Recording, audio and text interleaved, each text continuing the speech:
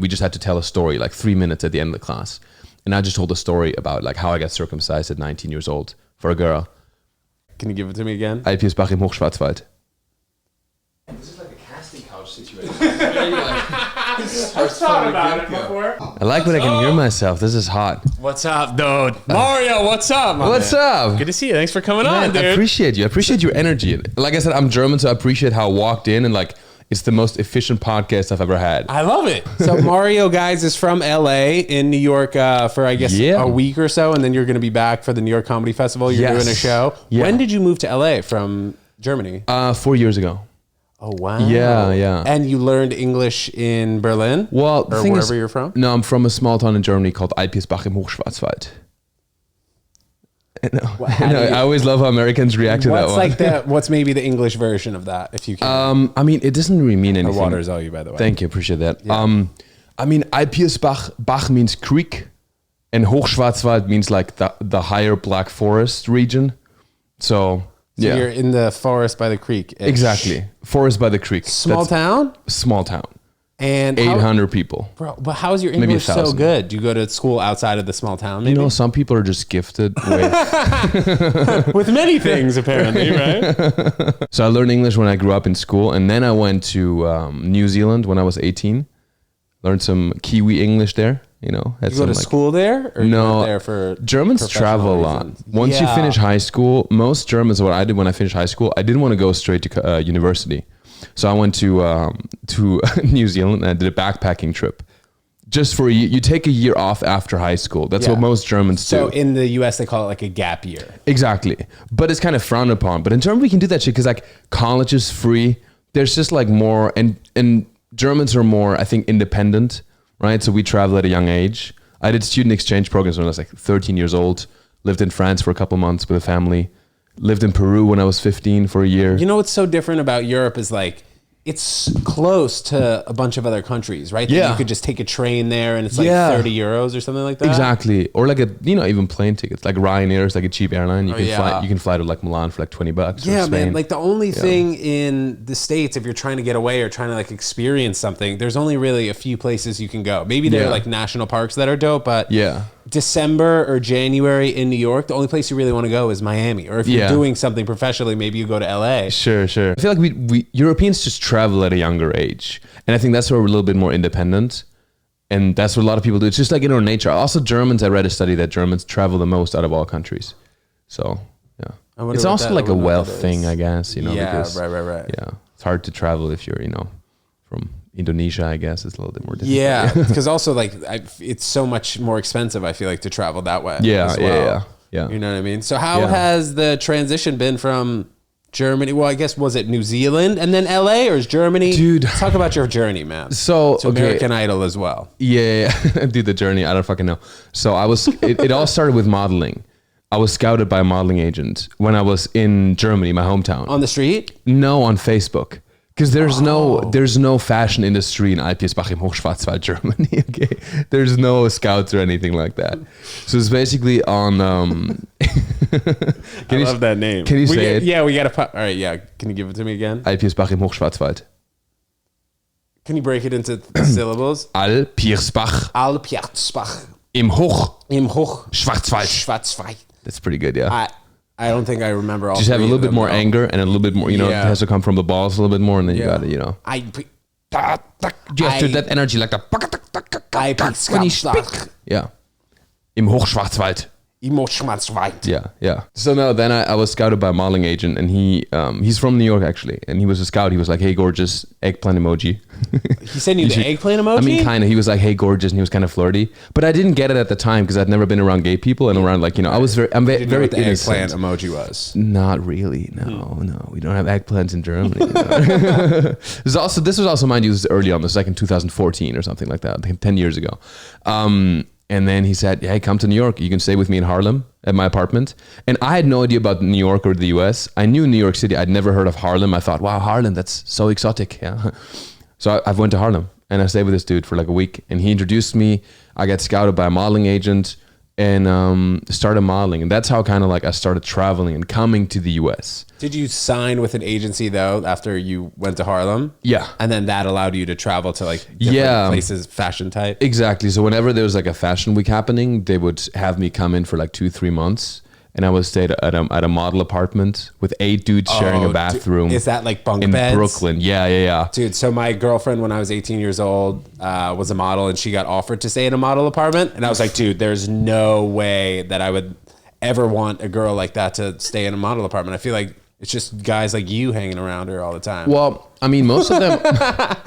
I'm very innocent. I know you are. But a lot of most of them I've stayed in some model apartments with women, but mainly was like with only dudes. Okay. So like a nice. But I feel like if there's a model agent who's maybe more like wanted to put as many models in an apartment as possible. Yeah. It'd be like guys and girls. Yeah, maybe for sure.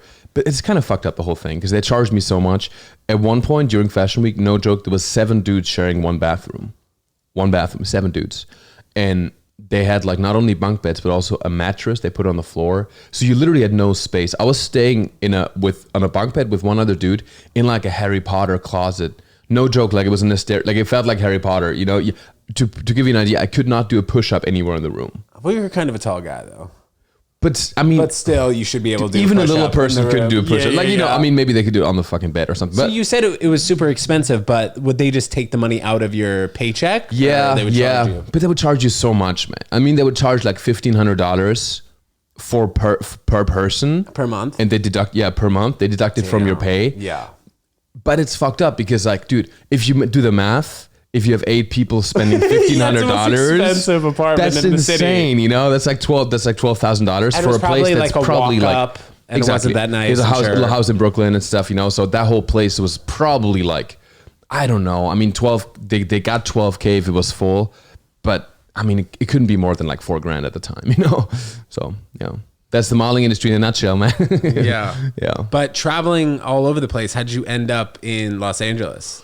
And then you met your fiance there, correct? I did. So LA, I've been coming for some modeling jobs one-off, but never lived there because it's not my market. I didn't work there very well. But I went to Burning Man. So I was in New York. Dude, I've recently heard about Burning Man. Explain it to the people who don't know. You know what we're Burning talking Man? about. Oh my God. And I didn't know literally at the end they burn a man, like a stick They burn a man. Yeah. And they burn a temple too. They burn a bunch of shit. I didn't know that. They burn a lot. Yeah. That's what's called Burning Man. It's burners. So what happened? It was like, how old were you the first time you went? First time I went was maybe 20, I don't know, it was like 23, maybe like 5 years ago. Yeah. That was, so basically I had a friend in New York and he was very into Burning Man. He was like, Mara, it's going to change your life. You got to come to Burning Man. So I went to the burn at the time of my life, and then all my friends there that were in the camp with us, they all lived in Venice, California, on the beach like Santa Monica, Venice, on the west side of Los Angeles. And then I don't know, I just moved there. I was like, New York was fun. I learned a lot, but it's time for some, drum circles on the beach, some mushroom ceremonies with a silent disco and an ice plunge at so that was like the vibe. It was very spiritual, like a crowd of friends that were very, into Burning Man. Spiritual, a lot of psychedelic, stuff like that. Was there anybody in comedy who you met at Burning Man or no? Nobody. That was separate. Nobody. No. I mean, actually, I met one person who did improv, but comedy came way later. Yeah. This is how I first came to LA. And then, what was the journey like being modeling in LA to doing comedy and then being on that show? The thing is, I've always loved just being silly. Like, I don't know. And you're similar, I can tell. Like, modeling was fun, but it was so serious. I'm sure it was paying the bills, though. It was, and I'm very grateful for modeling because it got me to come to the US. I got my visa for the US. Experienced a lot of things. I met a lot of cool friends through modeling, but all you can do as a model is like be ridiculously good looking. It's like Zoolander, you can only be, really, really ridiculously good looking. Yeah, right? Yeah. And that's all you can do. And I felt like there was a lack of self-expression because you're truly a mannequin. You're on the bottom of the hierarchy as a model. Well, what's the top of the hierarchy? Top, I guess, designers, they own the brand. So they call the shots, like the owner of the brand, like the owner of like Calvin Klein. Yeah. I don't think he owns it anymore, but, or like Ralph Lauren, those brands, Dolce & Gabbana. I was talking about that the other day on an episode about how it's just crazy that we will legitimately wear underwear that says those dudes' names on it. Like Tommy John, Calvin Klein, Tommy Hilfiger. Actually, that's kind of weird, crazy, right? Yeah. That's kind of culty. But like everyone now wears Calvin Klein. I don't know about you, but like a lot of people just love wearing Calvin Kleins. I might currently. I'm not wearing any underwear, but I am. God wearing Calvin Klein. Zoom in right there, and it's right above the nice crease in your pants too. Exactly. Nice. Yeah. Actually, I don't know. Zoom in on the bulge I don't know too. if we can put that in. You and I actually were talking last night at the stand. We ran into each other randomly about strikes on YouTube. So I don't know if I'm going to zoom in on your John. Dude, right I don't there. think. I mean, it's not like I'm. Well, we don't have to zoom in on it. Just because I have a massive bulge, but that's not my fault, So they discriminate against people with big dongs. It's fucked up. It's fucked up. Anyway, what were you saying? I don't even know anymore, dude. I don't even know. You're talking about underwear, top of that hierarchy. Oh yeah, and modeling. so you're on the bottom, and I was like, I always loved doing creative stuff. So I started a YouTube channel early on when I was modeling. So my YouTube channel was basically me. I made a video about like. The video is titled "What Really Happens at New York Fashion Week" or something like that. Great title. Actually, it was pretty intuitively. I figured out a good title. So I walked around and I just showed the behind the scenes. I went to castings and I fucked with people, and it was very silly. It was like a Zoolander type. This was like a vlog. It was a vlog. Yeah, it was a vlog, and I made it more for like as a memory for myself, and because I loved expressing myself. I didn't think it was going to be a business or anything like that, but I checked back 2 weeks later. All of a sudden, the video had like 80,000 views. With no subscribers. And then I had so many people commenting, "Oh my God, it's so fun. Tell us more. How do you become a model? Blah, blah, blah." A lot of things around the modeling industry. So what year was that? 2016, 17, maybe. Okay. 2017. Yeah. So, and I got so many questions. Then I was like, you know what? Let me actually, I enjoy the process of making videos. So I've really found a niche with aspiring models. And then I just fucking made videos about like how you become a model. How do you get abs? And then really these videos did so fucking well. And I built like a community. Then I had like an online business called Male Model Mentor, where I would tell people how to like become models and stuff like that. So you'd have private video chat sessions with them? Not private video chat sessions, more like I created a course. Like a course with like actual like syllabus and lessons, how to pose, how to work out, what to eat, how to take your first digitals, how to submit to an agency. So I built a very niche online business. That's how I made money as I was modeling. Would you have subscribers that would pay you monthly? How did that work? It was not subscription based. It was a one-off course. It could have made it better with the subscription model, but it was very like, I started online business with a very, I just winged it, like very guerrilla style. I just made my first online course I sold making a PayPal with a button. And if you click the button, you get redirected to a PDF link. Smart. So very simple, not optimized at all, but it worked. And and then I just kept making YouTube videos. And then it evolved. I made more like a little fitness, but it was always comedic. There's so many people. I was blown away. I had an email list of like 50,000 people who wanted to become models. Like they signed up. I had a freebie. Like basically I said, hey, I give you 10 tips on how to pose if you sign up for my email list. And I had 50,000 people who signed up for that shit. Do you use that for comedy at all? No, because it's very different. I realized that people who, also they're all over the world. Oddly enough, have a guess, what's the number one country of people who subscribe to that course? Aspiring male models. We're the most amount of people who want to become male models. Dubai? Close enough. India. India was number one by far. India and then US and then I guess Germany. You think there's a specific reason why? I don't know. I feel like it's just, first of all, there's a lot of people. Like people, Bollywood. Exactly. And I think that there's a lot of, Bollywood is a huge thing. They aspire. And a lot of, I guess, Indian young men, they, I don't feel like they aspire to be models, or they have also Western beauty ideals are kind of, they kind of put it on the pedestal there. So I feel a lot of guys aspire to be that. Yeah. Same with the Philippines. Interesting. Yeah. Damn, bro. So getting into comedy. Getting comedy was like, I always loved the comedy aspect of making videos. Then I took improv classes. It's very boring, actually. I just took improv. But getting into, like, once you started making the YouTube videos, did you start to see other people in the realm and you were like, all right, that guy's really funny and that guy also does stand-up. He's doing successful on you. So what did it look like? No, man. You take class at UCB? Yeah. No. I did too. You see Second City, not UCB. I got the Herald thing. Oh, shit. Yeah, no. Mine is, I went to, I went to Second City. In LA? In LA, yeah. In Hollywood. And I loved it, man. I loved improv so much. It was comedy. It was like so in line with my values. And then I realized when I was on stage, connecting with millions, I have videos that have like millions of views, but like connecting with a room full of like 10 audience members was such a different feeling, you know, than like talking to millions of people online, because you don't feel it. You don't feel the energy and the connection with people. So then I once went to a stand-up or like a comedy class, and I went on the wrong day, very un-German of me. And they were like, no, we don't have that. That doesn't start today. But today we have a class that's starting, that's intro to stand-up comedy. And I always loved, my whole thing in life was always like, whenever something scares me, you got to do it. I want to fucking try it. And that's my whole thing about YouTube channel, is like, get out of your comfort zone, follow your impulse, stuff like that. Do you think that came from, we'll get back to this, but do you think it came from initially like backpacking all over the world? Yeah, and it did. Leaving home at an early age? It did, because I realized whenever I did that, when I went to Peru at 15, I didn't speak Spanish, went to a foreign country for a year. By yourself? By myself. But that's how I learned the most. Whenever it was uncomfortable, when you're thrown into a freaking, you know, sea full of Latinos and you don't speak the language, I'm like, holy shit. But I learned so much from that. That's when I grew, and that's the moments I was always the most grateful for. So same in New Zealand. I did backpacking, I did kiwi picking, I was a shirtless waiter for bachelorette parties. I did anything you can, you know, and I learned from it. So yeah, that's why I took the stand-up class. And the moment I took my first class, I remember we just like took the class and we talked a little bit. We just had to tell a story, like 3 minutes at the end of the class.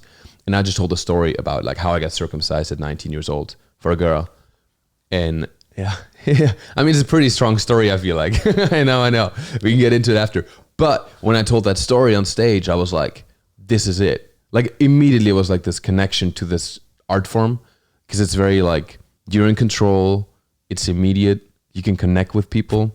It was amazing. So yeah. And you're not really relying on anybody else. Exactly. You know That's what I always hate about modeling, because you're always trying to please somebody. You always you're have waiting for that next job to come in. Yeah, you have to like, you know, always like, you know, metaphorically or literally suck somebody's dick to get a job, you know? So I was like, this is... Do you ever see stuff like that though? Like some of your coworkers that did stuff that you were like, what? That exists? Did I see stuff like that? Not see it, but like hear of things that... No, not here. I was in it.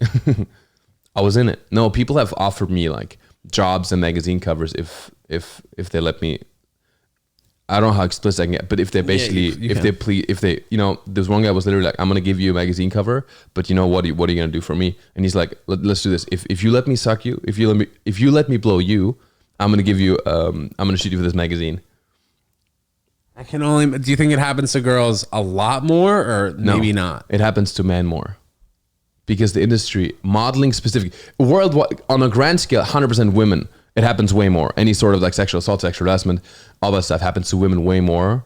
But in the fashion industry, I'm very certain that it happens to men more, because the industry is run by gay men. It's run by gay photographers, gay agents, gay, you know, and most of them, I want to make very clear, are good friends of mine. They're amazing. They're very professional. But some of them, because they have this power dynamic, and there's young models, and it's the perfect recipe for disaster, because you have people on top who are very powerful, and you have very sexy looking models that are very desperate, which is it just lends itself to a lot of stuff like that. And it's very common. Any male model I've talked to, I mean, there's only a few of them who don't have experiences like that. Yeah. It's more common than not. Yeah. And would you see a lot of people that would actually do it to get ahead? Yeah, for sure. I don't know specifically, but yeah. I mean, I would just accept a lot of sexual harassment. I wouldn't say anything because I was like, oh, I don't want to, you know, cause scene. Also, I hate confrontation. I'm very non-confrontational. So when somebody would like just touch me at a photo shoot, you know, I'd be like, hey, this is, you know, and just kind of laugh it off instead of like confronting them. Because there's always this fucking power dynamic. It's very unhealthy. And it's fucked up that these people know that shit. The photographers know that stuff, but they use it because they just, you know, they know that. Also, as there's an aspect too, which is that as a man, you're less likely to talk about those things. Yeah. Because first of all, if you're a straight man and a gay man touches you, you should be known to beat him up or something. Exactly. And if you don't say anything, you're like, oh, does it make you gay? You question your sexuality. There's a lot of misconceptions around all this stuff around men not being able to be the victim, you know, because men are stereotypically, you know, the predator, not the victim. So that prevents a lot of men from speaking up about it. Yeah. Has anybody been brought to the light of someone like a Harvey Weinstein like that? 100%. Yeah. It happens all the time. It happens more and more. And I like that the conversation is shifting more towards men too. Because it's, again, Harvey Weinstein was great. Me Too raised a lot of awareness, but mainly towards the female side of the story, right? But there are a lot of big photographers, like Bruce Weber is a big photographer, shot all the Abercrombie campaigns. Mario Testino. To be honest, most big photographers have been now in the male modeling world have had some sort of like sexual harassment allegation. Like it's the biggest ones. Who's someone that's like a? Go ahead. Sorry. Go ahead. No, what, say Mario Testino. Mario Testino, yeah. What? That's a guy who. Mario Testino is like he was like the biggest fashion photographer. Yeah. Like for that decade. I have friends who also went to him, like did castings and stuff like that, and they would have to they had to go to his hotel room, so the casting would happen at his hotel room. He'd be like in a robe.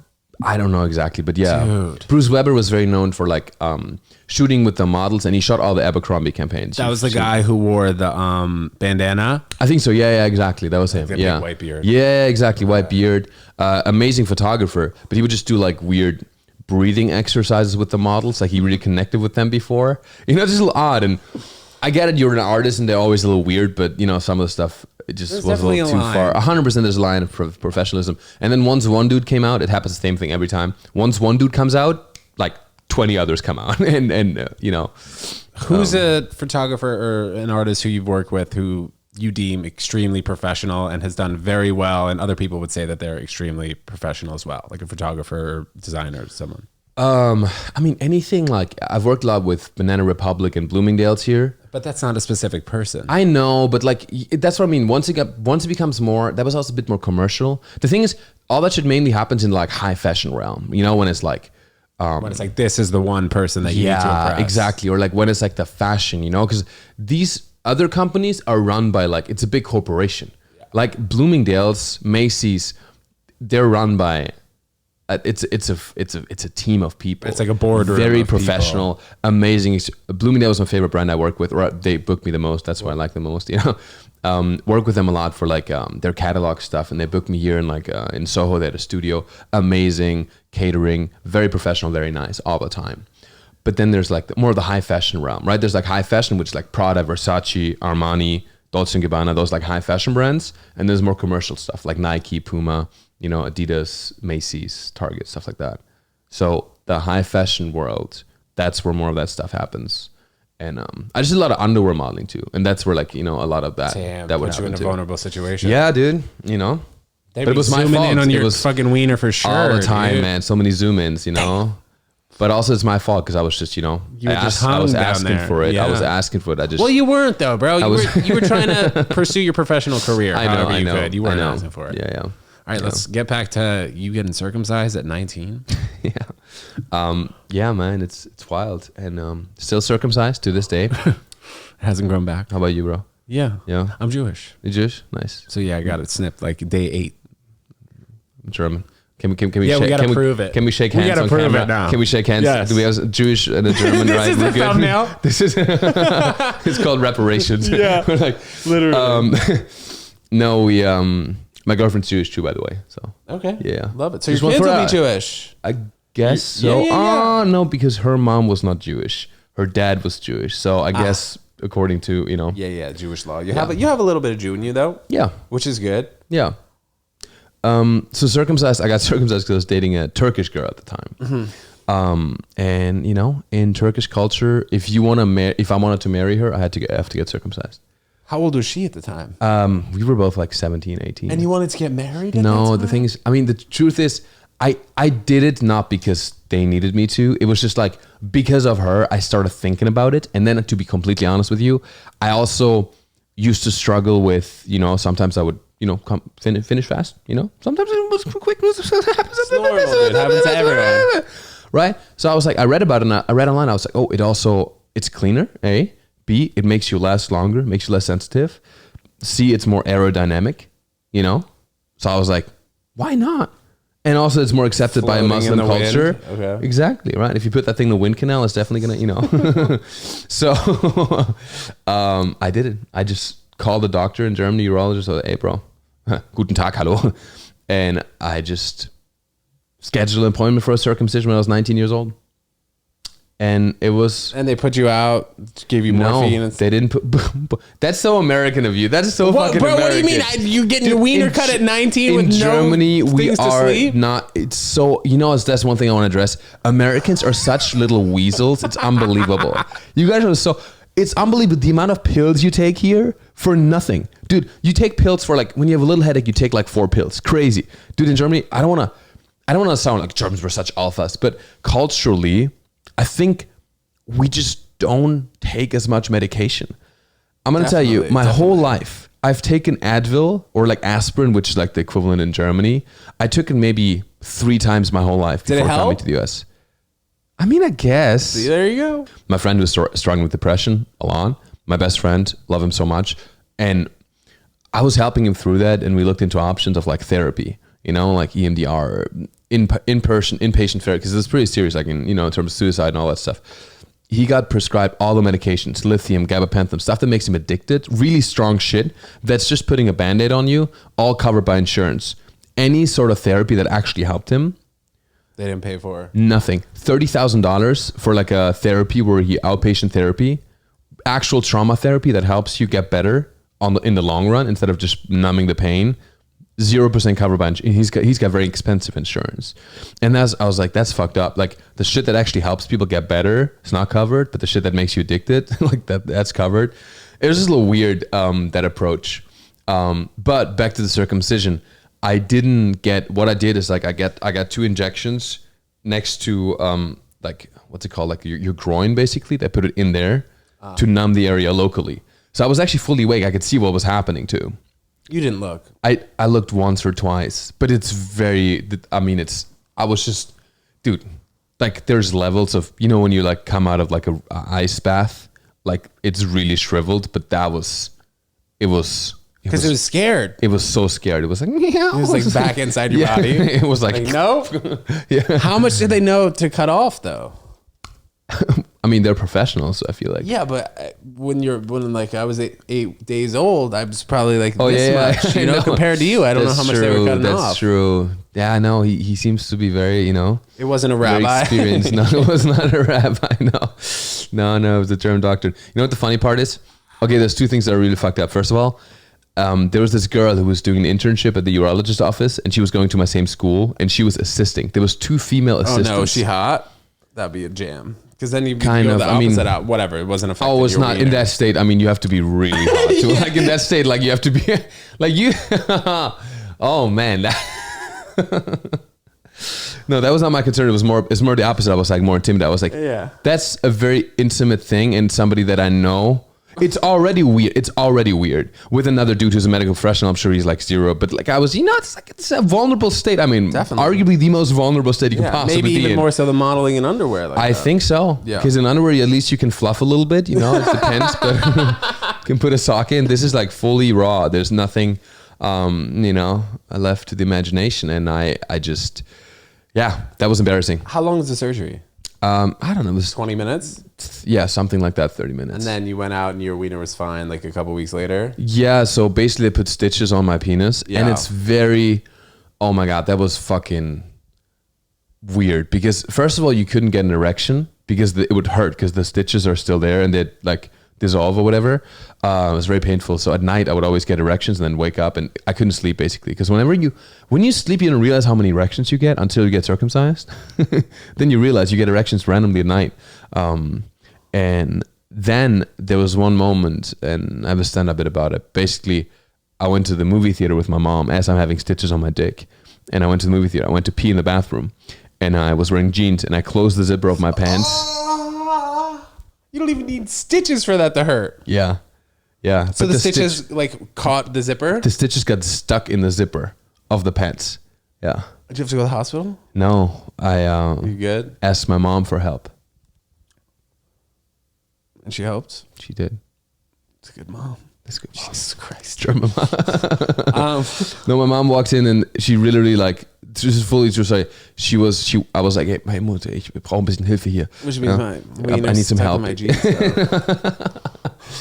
need some help. And then she literally came into the bathroom with me and helped me. Cause you can't fucking, like, I'm helpless in that point, you know, because whatever you do, and then she helped me kind of remove the stitches from the zipper, and it was a very bonding moment between us. Were your parents okay with you doing that? They didn't really care. I've been so independent my whole life. Yeah, like like I said, I went to Peru when I was 15, went to France when I was 13. I feel like my parents just trust me. When you went to school, did you go to school with just the people in your town, or you went to another town for school, like a bigger town? Later in high school, so what's called primary school or whatever, I went to my town, and then later on I went to a different one. Yeah. You still stay in contact with anybody from that small town, or no? Yeah, some friends, some close friends that I just went back for a wedding. My best friend there. So yeah, some friends. Some of these guys I'm still friends with. Okay, with the girl I was dating, the Turkish girl. Yeah. No, she also ended things after I got circumcised.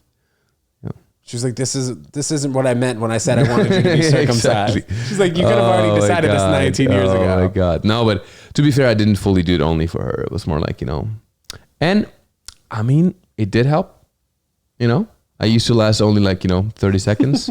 Now, fucking destroying for like a few minutes. 52 seconds straight. There you go, double the time. Yeah, right. Let's talk about you getting involved with American Idol. How did that happen?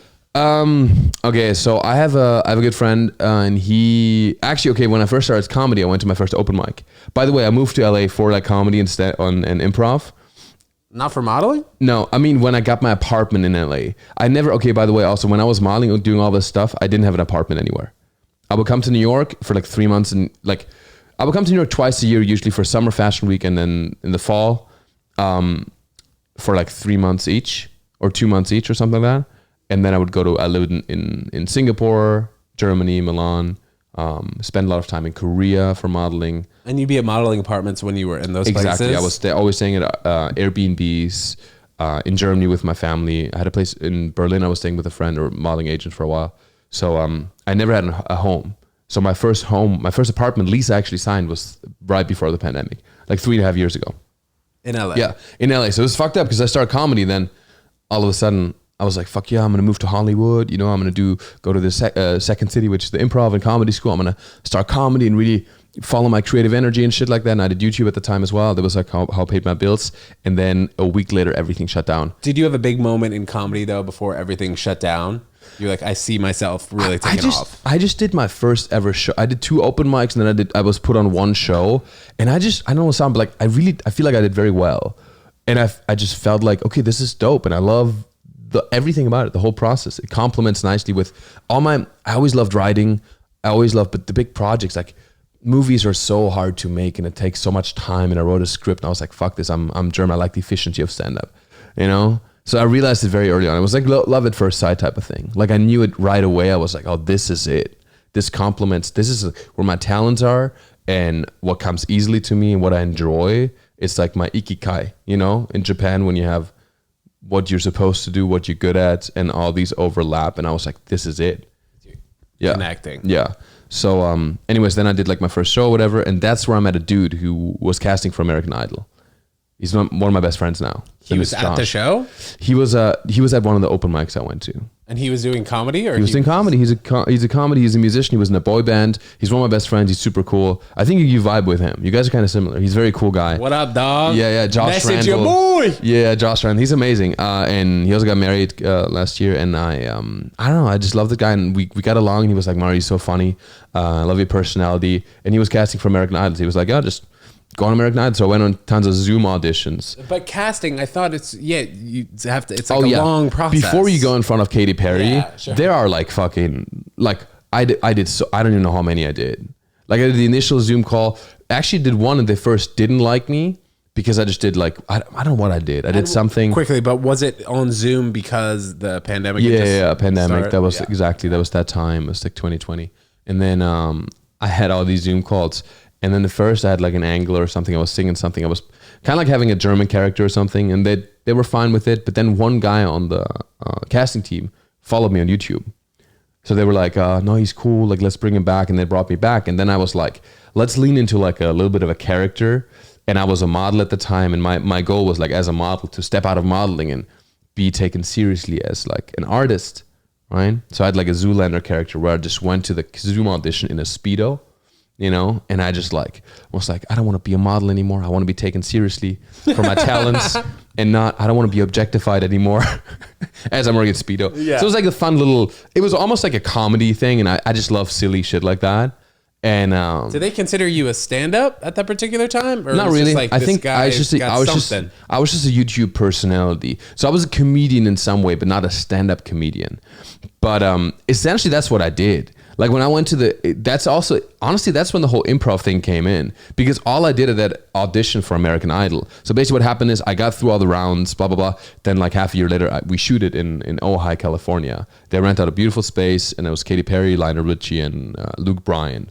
And I talked to Ryan Seacrest and everybody. By the way, I didn't know who Ryan Seacrest was, and I didn't know who Luke Bryan was either. Have you never watched American Idol? No, I'm before? also German, so I don't know Ryan Seacrest. He's American television famous, right? So I didn't know who he was. I thought he was just a dude. But then everybody behaved weird about him, so I was like, he must be a big deal. So I looked him up and I was like, okay, he's legit. And Luke Bryan, I didn't know because we don't have country music in Germany. I vaguely know him. Of course, Katy Perry we all know in Germany, and Lionel Richie, same thing. So anyways, then I went up there and I just showed up in a Speedo and I wrote an original song that basically talks about how I came to the US and I want to be a singer now, but I cannot sing. You should know this. I'm not a good singer. I'm not musically gifted in any way. So I just went up there and sang, and it was fun. And then basically Katy Perry and I were talking. And then the whole thing, I was in there for like probably 35, 40 minutes. How long are people usually in there? Not as long, like usually. 3 minutes, just the song? No. Usually they talk a little bit because they cut it together, right? They want as much as possible. But sometimes a lot of people who go there don't air. Like people will go up, but they don't even make television. Sure, right. They usually see if there's a story, there's an angle there, and then I didn't know I don't remember how it happened, but we just talked back and forth, and I just talked about like how I want to be a model now after I was singing, and then we just did a catwalk. But battle. you were in there for 35 minutes. How long of a day is that audition process? I was there for like 4 full days. Because they did interviews before with Ryan Seacrest. They have tons of they collect so much because they want to tell. I think American Idol does a great job at like telling stories of people. Who does? Would you say? American Idol. You know, because they have the backstory of like, sometimes there's like something sad happened in their life. Dude. You know, like the parent died. Like, I remember, I think one of the first viral guys who wasn't really like the top singer was William Hung. Remember him? She bangs. I think so. Oh baby, but she moves. Wait, she moves. William Hung. Yeah, no, that sounds familiar. And I got a name too. I got one of those cameos from him for my birthday. Oh, yeah. Nice.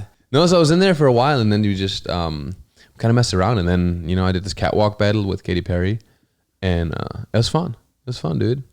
And I just love that shit, because it's essentially what I did was just improv comedy at the end of the day, because I just said yes to whatever was happening, and that was fun. That was one of the most fun things I've done. What do you think that process gave you, though? Honestly, in terms of, I mean, I thought it was going to be a big deal because it was like on Kimmel. If I had a good publicist at the time, I think I could have pushed for like going on Ellen before it was canceled or whatever. Because it's a fun story, you know, like the Speedo guy, and people talked about it a lot online. But you know what's funny? I did another TV show in Germany called Germany's Next Top Model. I was like a model guest star or whatever. It was like Heidi Klum, the host? Yeah, Heidi Klum was the host. Okay, and I had like a whole moment where I kissed this girl. It was a trans girl. It was a whole thing. But that gave me so much social media exposure because the audience of Germany's Next Top Model is very social media savvy. In a good way, though? Yeah. Yeah, it was great. I have now a lot of, 16-year-old girls who know me in Germany. Yeah, so I gained a lot of followers on Instagram from that. American Idol, I didn't gain a lot of...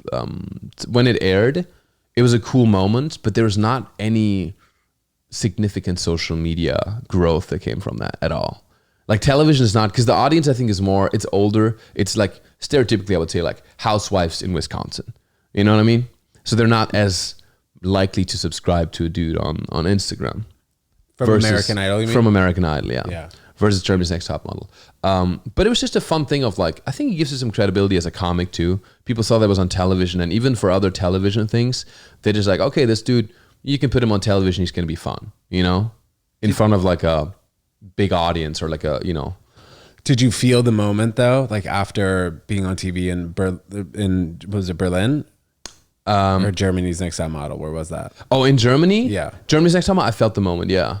I felt it for sure, because then I got like some other TV stuff that was happening and sponsorship opportunities. There was a lot of, I got invited to so much shit. So in Germany's also a smaller market, so I feel like it was a bigger thing, because America, so much stuff happens every day, right? But what happened is I posted a clip of the American Idol audition. That's the power of social media. It's crazy. The clip of the audition on my page got like 55 million views on YouTube and that is what, gave me some sort of like exposure, I guess. Not the original airing on ABC, right? Which says a lot about the current media landscape. Yeah, dude, because it's such a different time. Like 15 years ago, it probably would have gotten that 55 million, and then now it's just a completely different wave. Where like your YouTube or Instagram gets that way. Do you see yourself releasing like an hour stand-up special on YouTube or putting it on a bigger network? So I don't know if I'm relatively new to stand-up actually, because if you think about it, I started stand-up like right before the pandemic, but then I didn't do it for like a year and a half, so I've only been like taking it seriously for like 2 years now, and I love it, and I'm touring now, doing my own shows. Yeah, we see that. I wanna but I want to work on like an hour. It's just a thing, you can always put it out, and I have an hour. But it's not like I have an hour of combined material easily, but I've only ran my hour like 2 times. So I kind of want to, instead of putting it out now, I'd rather be patient and kind of. Are you going to be doing an hour though, as you're doing these dates? You're going to be doing. Yeah. I'll do an hour in New York now and for New York Comedy Festival, and then hopefully some more. I just want to see where my audience is, because it's very different from. I have a big audience on YouTube, but they're not necessarily stand-up fans. A lot of them follow me from modeling. They like my personality, which doesn't mean that they're interested in actually coming to see a stand-up comedy show. Versus if you gain your audience from stand-up comedy content, it's a whole different, they're much more likely to go to your show. So that's what I'm trying to figure out now, how many people I can actually bring out, where those people are. I would guess they are but I might be wrong. Who knows? I guess they are in New York and LA, but who knows? Maybe in freaking Ohio, I'll kill it. For some reason, Arizona, I have a lot, but we'll see. Would you think about sending an email list to all those people, finding out where they are? No, I have them. So when I have an email list, and again, I have a background. So I'm trying to combine right now I think anything you do in life, there's value for it, whatever job you do. So I did online marketing when I did my modeling course. So now I'm trying to use those same skills. I just had a call today with my friend. I'm using those skills now to sell comedy shows. So I'm using a funnel, and I collect emails where I'm like, name and state, or email address and state. So I can see already all my emails. They have a tag which state they're in, so I can see where they are. Are you modeling still? No, but hey, if you're still working, kind of. Listen, I won't starve myself anymore as I used to, because when I was modeling, like they would always tell me to be thinner, to have a smaller chest, because I have like. Were you fasting more? Oh, dude, that got you banned on YouTube the other day. Or was that Instagram we were talking about? The pec bouncing? We can zoom in on that though, bro. Yeah, that's fine. No, it got banned because I said, I'm totally beating you at pec bouncing. Oh, right. The beating was like a threat of violence. Yeah. They're little sissy weasels. That's pretty good. Solid. No, you got because some people don't have the mind-muscle connection to even do it, no matter how big their pecs are. Yeah. And you got the titties and you got the connection. What was I just fucking saying? Oh no, so I'm still modeling. If people book me for jobs, I'll do it. But it's not like a goal, because it doesn't lead anywhere. What was your highest point in modeling? I mean, I've done some Milan Fashion Week stuff. Uh-huh. I've done some campaigns, but nothing like insane, Nothing where it was like, I did a campaign on Times Square, and I would have never gotten there, right? So it's like, what do you mean you would have never gotten there? Like I'm not the type who would have like gotten there, because there's specific types of models. I was more like, at some point when I was younger, I was more high fashion. I have a gap, so they put you in like high fashion runway, stuff like that. But then you have a specific time frame too, and it's a lot of luck. You have to hit the right time. For example, one season, a lot of Koreans were very in. And they booked all the campaigns, and then a specific look of like red hair guys, ginger guys with freckles. And I don't know, I just never had that look of like something very unique that you can get there. Would you recommend people get into modeling? Absolutely not. 1000% no. Because also AI is going to fucking take so much of that. Do it for like the experience. They just going to make fake people, you mean? 100. Have you seen the AI stuff? You can literally Mid-Journey right now. Hey, make a model that's this measurement, this ethnicity, this blah, blah, blah, this, that, and that, this height with like, I have to work out. I have six abs. You can say that has to work out. 25 abs. Wearing Calvin Klein underwear with a massive bulge, with a tiger jumping in the background as they're entering the subway, whatever. And you can just type that in, and it's going to create that image for you. So, and it's only getting better. So I feel like at some point, I don't see the upside in casting models paying so much for agencies. And if anything, the prices would go down for models because there's not enough. And they can't work as much as the AI. Exactly. So I feel like, I think modeling is just going to shift. It's shifting more and more also towards personality. So if you are a personality, if you're an influencer, if you have some sort of following or you're a recognizable figure, then it makes sense to have you because of your likeness. But just beauty nowadays, it can be enhanced so easily, right? It can be changed so much. I think just being beautiful isn't enough anymore. And it's hard to have, I'm thinking like 10 years from now. Now it's still possible, sort of, but it's also declining. 10 years from now, it's going to get even worse. Because looking back, my friend, one of my best friends, Jeff, shout out Jeff Kasser, he's on my YouTube channel all the time. He's my co-host on my podcast. He's older. I make a joke. I always say he's 59. Nobody knows his real age, but he just turned 59. Happy birthday, Jeff. And he's been modeling since like the Vietnam War, you know? So he had those like back in the 80s and shit. Yeah, like the gray photos. Exactly. No, but back in the day, if you did e-com, like even in the early 2000s, the rates were like 4 times higher, you know? Even though inflation, all that stuff, even then it was like significantly higher. Just for e-commerce jobs. So what's the significance of that? Like people are not getting paid as much money? Yeah, exactly. At all. And people have to do things they don't want to do. Mm-hmm. Mm-hmm. Yeah. Yeah. It's just, the golden era of models is over now. Yeah. I might be wrong, but that's what I think it is. So I don't recommend anybody getting to modeling unless you just like the process and you like creativity. It gave me a lot in terms of traveling, but the industry is kind of fucked anyway. So. When you're talking about starving yourself, does that really happen for the most part for all models? Like, dude, there was a period of time, I'll pop up the picture right here. There's a period of time where I was running like 8 miles a day, fasting until 7 p.m., working out an hour a day. And I remember there were so many times where I just felt starving. And there wasn't like a full reason why I was trying to get this shredded. It was just like, that's kind of what I wanted to do. It was during the pandemic. I didn't have much to do. Okay. And I just remember always feeling like shit, but there was a lot of pressure there still is a lot of pressure for models to get in that thin, ripped shape. Depends what kind of model you are too. Yeah. So for example, I was, when I was doing more high fashion stuff, the sample clothes that you have to put on the jackets, they're very tiny for Fashion Week. So they always told me I can't be too athletic. They told me I have to have a very small chest. They always told me I have to have like a 38-inch chest. That was the measurement that I had to. Working out less. Yeah. And not eating. Just eating less, basically. Yeah, just eating less. And not looking too buff, not looking very like the heroin cheek, that type of thing. Mm-hmm. That was for high fashion, that was the move. So you always have to be a little skinnier. We haven't seen guys and like plus size guys models yet. You think that's going to come? There are some, but it's not as, there's some dad bod models. There's like this dude who did Calvin Klein. He had like more of a dad bod.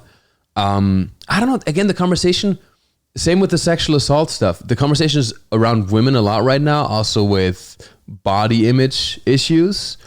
So I think it's, maybe it's going to move. You think it's time to start talking about males in I don't know. So I think, like that? I don't know. The whole body positivity thing, I also have like this is a double-edged sword, right? Because I feel like, Lizzo's not as popular as she used to be, obviously. But for men, sure, it was messed up to having to starve myself. But a regular underwear model, I think that's a healthy thing to strive towards. Yes. The heroin cheek thing, not so much. But like having a six-pack, being ripped, I think I don't see it as like, oh, that's unhealthy to like perpetuate an unattainable beauty image. I think that's something healthy to strive towards, because having abs means that there's levels to it, right? But like it means it's. Well, you can make the same argument for women though. Sure. Yeah. I don't know. It's just like for women. Yeah, I guess so. But women do need to bear a child. They need to have a little bit extra fat on their hips. Yeah. But men, we're just supposed to get out there, collect exactly the berries and meat and bring it back. Exactly. Men are naturally more, I don't want to sound sexist or anything. Yeah, no, it's not. No, we know. Men just have higher T levels, bro. Yeah. I don't know.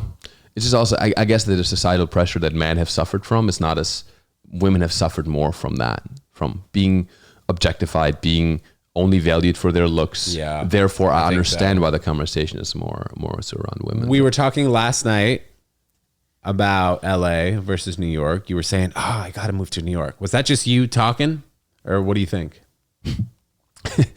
Well, I always battle with that, and I'm really, because I just got engaged too, and I have a beautiful home in LA, and it's a 3-bedroom apartment. It's quite big, 1,500 square feet. I love it next to a park.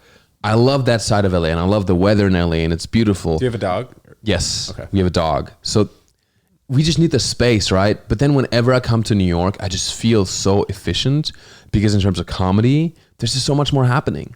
Like today, for example, I did so many things. I'm gonna, met you, it's fun, do a little podcast. After, I'm gonna meet a friend for coffee. I have to do some errands, do a show. Like it's, every day is just so rich of experiences, whereas LA doesn't feel like that. And my personality is much more in line with the New York energy, because I very rarely get stressed or overwhelmed by doing too much. If anything, I get anxious because I'm not doing enough. So I think New York, the flow is just better, but I'm trying to figure out, because there's a bias where I think when you're visiting a place, you always have a better time in a way, because you are choosing to do more, right? Or you're going there for a specific reason. Exactly. Like when I go to New York for a week, I have 1 week, I'm paying a lot on the place I'm staying at. So I'm making sure that every day is filled with experiences. Action-packed. Exactly. Whereas in LA, I don't have the urgency. I live there, right? I have my girlfriend. We can, hang out. We could hang out. Yeah, we can hang out.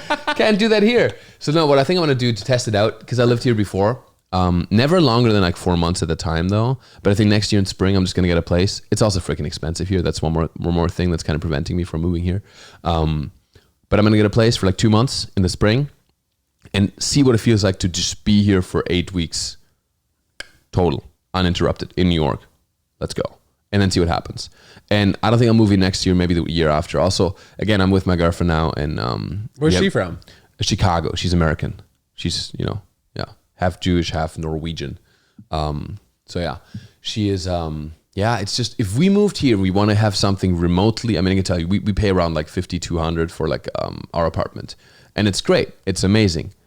And it's not even that, I mean, for LA, that's good, right? That's not a bad price. For the same apartment, I looked at some places here, like a 3-bedroom here, we'd be looking at 10 grand for a similar apartment. In Manhattan or Brooklyn? Manhattan. I mean, I looked in Manhattan and Williamsburg, but I know those are like the more expensive areas, but I looked in Financial District even, something comparable in terms of like how modern the place is and the space and everything.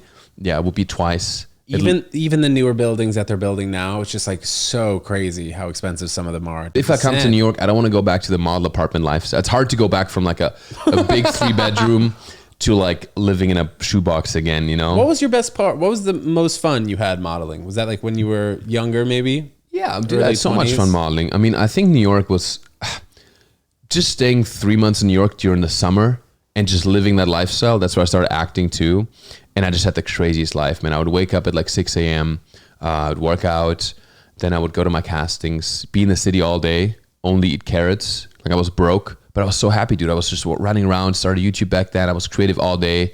And then I did acting. So I went to this very intense method acting class in Midtown called like Stella Adler? Yeah, it's called Susan Batson. Okay.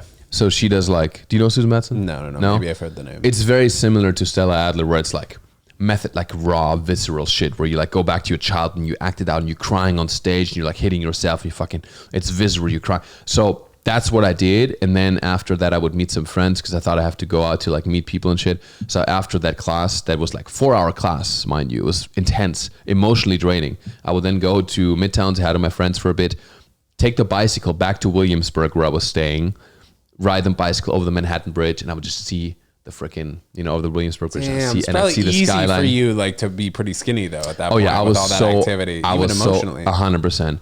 But you know what I realized? It was such a beautiful time, 3 months, and I learned so much. Whenever I went back, usually from New York, I then went to Germany, to my hometown, kind of to decompress. Swear to God, every time I went back, I slept for 12 hours a day for like a week, because you don't realize how much you do. That's what I wonder about the sustainability of New York sometimes. Because you can do so much. Yeah, but I think you fit in pretty well, bro. Yeah, I think so too, bro. Yeah. Did you ever go to nightclubs in New York when you were here? Mm-hmm. Yeah, I was a promoter for like a number of years. Oh my God, I know all guys about like that. you all the time. Yeah, bro. But like some nights I'd make like close to $1,500 just selling a bottle and then bringing in like 20 models like you guys. Yeah, it was pretty funny being a promoter. I've done that, and I've done the lifestyle. I just sometimes felt like those parties were not as, like, I've been to Berlin, I live there and stuff, and like the techno parties in Berlin, you just have so much. I don't know. It's just you people feel the energy. Go there for the music, and they just have a good time. And it's dark, it's edgy, whatever. But I feel like sometimes in New York, it was just very, people go there to be seen, and it was kind of like the model tables and the stuff. It was kind of not as free as some of the experiences I had in Germany. I was just like on my phone pretending I was texting people like in the corner. Being a classic promoter. Yeah, you know what I mean? Catch a drift. But man, it's been I moved to New York when I was 6 weeks old. Went to college in Connecticut. 6 weeks old. Yeah. I mentioned that just because like I was born in Jersey, so I gave myself a little spice, Jersey spice. Moved here, and then I've been here ever since, man. I don't see myself leaving. You ever see yourself going back to Germany, living there full time, or United States for life? God's country for life. Absolutely. I think so. All right. I think if I mean, having kids, just anything we just talked about, free education, free healthcare. There's an argument to be made about raising a kid in Europe versus America, price-wise too. But I feel like with stand-up entertainment industry, Europe is nowhere near where the United States is. I mean, in terms of entertainment industry, the US is the entertainment capital of the world. Have you done some stuff over there in Germany though, stand-up wise, and like comedy in German? Is that something that? I think I would do still in English in Germany, because also it's a much more, because you can do Amsterdam. I have a friend, his name is Shahak, and he's a German. He's actually originally from Israel, but he does a lot of shows in English in Germany. Makes sense, right? So like he does stand up in English in Germany and in the Netherlands and Amsterdam, Belgium, Vienna, all around, because people now, younger generation especially, all speak English. So is that because like social media? You think they catch it like really quickly? Yeah, exactly. So I think that's what I would still do it in English, but I want to do a tour in Germany, maybe next year. I'm also going to get married next year. Maybe I can combine it. Do a little wedding tour. You're going to get married in Germany? We're talking about that right now, because we got engaged last week. Now I just got off the phone with her actually. Is she saying Chicago? You're saying Germany? No. She's actually leaning towards Germany as well. Oh wow! All right. Just because. Same with the price. It's just how is the US so expensive? It's unbelievable to me. But I get it. It's got a lot to offer. But honestly, if anybody is out there and if anybody wants to pursue a regular job that's not entertainment, I feel like Europe is so much more sustainable to live. So much safer, so much more stable. There's way less what's called social differences in Germany, where like if you want to study and have a job and work for Mercedes and be an engineer, you study for free in Germany. The government supports you throughout your studies, and you can have a very well-paid job and not worry about much. And the rent is cheap to live in a beautiful place, crazy. And yeah, I just wanted to say that. Just quick shout out to Germany. And that's why also like getting married in Germany would be a lot more affordable for something way more epic.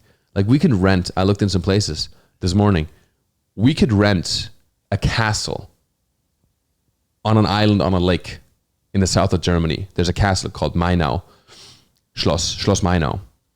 And it's way cheaper than renting freaking Navy, what's it called? Like a restaurant. The pier or whatever, some random place here in New York, And that's just the reality. So I think we might do something cool in Germany, like a castle or something epic, from a little Jewish princess.